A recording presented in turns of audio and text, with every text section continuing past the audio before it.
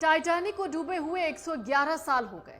जब टाइटैनिक बना तब कहा गया ये कभी डूब ही नहीं सकता, लेकिन सालों पहले ये एक आइसबर्ग से टकराया, डूब गया। कई लोग ये सोचते हैं कि इतने सालों बाद भी टाइटैनिक को समुद्र से बाहर क्यों नहीं निकाला गया। तो आज की इस वीडियो में हम आपको बताएंगे कि टाइटैनिक अब तक बाहर क्यों नहीं आ पाया। 10 अप्रैल 1912 को ये वो वक्त था जब एक बेहद खूबसूरत, बहुत सारी सुविधाओं से लैस लग्जरी रॉयल जहाज एक यात्रा पर निकला। ठीक 5 दिन बाद डूब गया। पूरी धरती पर 71% पानी है, 29% भाग स्थल है। समंदर वाला भाग इतना बड़ा है कि आप उसकी कल्पना भी नहीं कर पाएंगे। डूबने के लगभग 73 साल बाद यानी 1985 में टाइटैनिक को ढूंढा गया, लेकिन उसे ढूंढने के 38 साल बाद भी इस जहाज को समंदर से बाहर नहीं निकाला जा सका है। टाइटैनिक जहाज के डूब जाने के बाद वैज्ञानिकों ने इसे ढूंढने की जी जान से कोशिश की।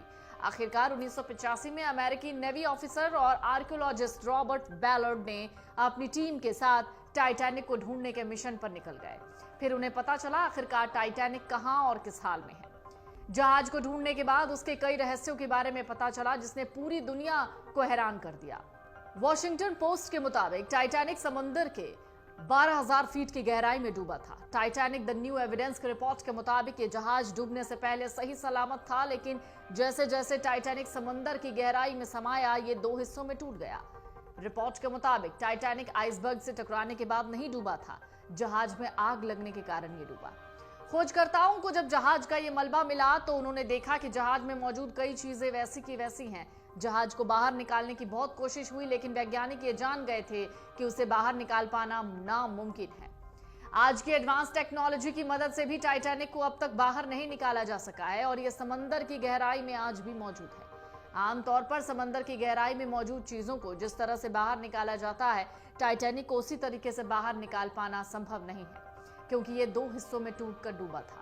लेकिन टाइटैनिक सबमरीन और पावरफुल मैग्नेटिक टेक्नोलॉजी की मदद से शायद बाहर निकालने की कोशिश हो, पर इन कामों में बहुत सी मुश्किलों का सामना करना पड़ता है, जिसमें से सबसे बड़ा कारण है टाइटैनिक का वजन। इसका वजन है 46,000 टन, जो कि बहुत ज्यादा है। दूसरा कारण है पानी का दबाव, जो जहाज के वजन को कई गुना बढ़ा देता है। टाइटैनिक जिस जगह डूबी उसकी गहराई बहुत ज्यादा है, वहां चारों तरफ अंधेरा है। समुद्र की गहराई में तापमान 1 डिग्री सेल्सियस है। इन विपरीत परिस्थितियों का सामना करते हुए किसी इंसान का इतनी गहराई में जाना फिर वापस लौटना बहुत जोखिम भरा हो सकता है। ऐसे में यहां से मलबे को निकाल पाना तो बहुत दूर की बात है। समुद्र की गहराई में 4 किलोमीटर नीचे पड़े मलबे को विपरीत परिस्थितियों का सामना करते हुए बाहर निकालना लगभग नामुमकिन है।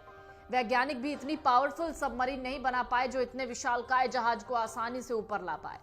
शुरुआत में वैज्ञानिकों का इस जहाज को बाहर निकालने का कोई प्लान ही नहीं था, लेकिन फिर उन्होंने कुछ तरीकों के जरिए टाइटैनिक को बाहर निकालने का प्लान बनाया। इनमें पहला प्रयोग था पिंग पोंग बॉल, जिसके जरिए जहाज को बाहर निकालना सोचा गया। वैज्ञानिकों ने तरकीब लगाई कि वो टाइटैनिक जहाज में पिंग पोंग बॉल को भर देंगे ताकि ये सारे बॉल ऊपर की तरफ दबाव डालें। फिर ऐसा करके सबमरीन की मदद से जहाज को ऊपर खींचा जाएगा, लेकिन ये प्लान फ्लॉप रहा, क्योंकि कुछ वैज्ञानिकों ने यह तर्क दिया कि पिंग पोंग बॉल समुद्र की गहराई में जाते फट जाएंगे। इसके बाद एक और तरकीब सोची गई, वो थी बड़े बड़े बलून्स को टाइटैनिक में बांधकर उसमें हीलियम गैस भर दें, फिर इससे ऊपर अपने आप जहाज आ जाएगा। लेकिन ये प्लान भी फ्लॉप रहा, क्योंकि इतनी गहराई में जाकर लाखों बलून्स में हीलियम गैस भरना बहुत मुश्किल काम है। फिर वैज्ञानिकों ने तरकीब लगाई कि बर्फ की डेंसिटी पानी की तुलना में कम होती है, इसलिए बर्फ पानी में तैरती है। उन्होंने सोचा अगर किसी तरह टाइटैनिक के पास के पानी को बर्फ में तब्दील कर दिया जाए तो ऐसा करने से पानी जो जहाज है वो पानी के ऊपर आ जाएगा। इस तरकीब का आइडिया था अमेरिका के इंजीनियर जॉन पियरे का।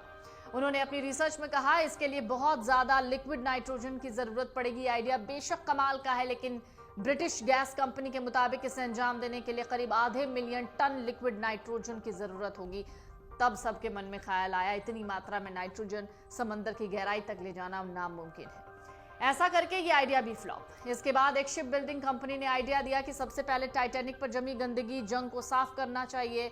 इसके लिए एक पावरफुल वैक्यूम क्लीनर की जरूरत होगी। फिर टाइटैनिक को एक मोटी सी लोहे की जंजीर से बांधा जाएगा, सबमरीन से जोड़ना पड़ेगा, इसे ऊपर लाया जा सके। लेकिन इस प्रोजेक्ट को अंजाम देने के लिए 20 मिलियन किलोवाट बिजली की आवश्यकता पड़ेगी। लेकिन जिन वायर्स के जरिए बिजली यहां तक पहुंचाई जानी होगी उनके फटने की संभावना है, इसलिए ये आइडिया भी फ्लॉप हो गया। कई कंपनियों ने इसे बाहर लाने का प्लान किया, आगे भी ये प्लान बनाया जाएगा, लेकिन इसे बाहर लाने में इतना खर्च है जिसकी भरपाई हो ही नहीं सकती। भरपाई अगर होती भी है तो इसके लिए 100 साल से ज्यादा का समय लग सकता है। भले इस जहाज से लोगों के इमोशंस जुड़े हों, लेकिन कोई भी कंपनी इतना पैसा टाइटैनिक को बाहर निकालने के लिए क्यों लगाएगी? क्योंकि ये बहुत रिस्की भी हो सकता है। बीबीसी की एक रिपोर्ट है जिसके मुताबिक टाइटैनिक का मलबा समुद्र में अब तेजी से गल रहा है। ऐसे में उसे बाहर निकालने का कोई फायदा ही नहीं है। आने वाले 20 से 30 सालों में टाइटैनिक का मलबा पूरी तरह गल जाएगा, समुद्र के पानी में घुल जाएगा। समुद्र में पाए जाने वाले बैक्टीरिया टाइटैनिक के लोहे को तेजी से खा रहे हैं, जिस वजह से उसमें जंग लग रहा है। ये समुद्री बैक्टीरिया रोजाना लगभग 180 किलो मलबा खा जाते हैं। ऐसे में टाइटैनिक की उम्र ज्यादा नहीं है, इसलिए इसके मलबे को बाहर निकालना समझदारी नहीं होगी। अमर उजाला अब आपके टीवी पर भी। अपने स्मार्ट टीवी पर यूट्यूब पर सर्च करें अमर उजाला, चैनल सब्सक्राइब करें और देखें ताजा खबरें, वो भी HD क्वालिटी में। और हाँ, बेल आइकन दबाना ना भूलें ताकि हर खबर हो आपके घर। अमर उजाला, निष्पक्ष, निर्भीक, निरंतर।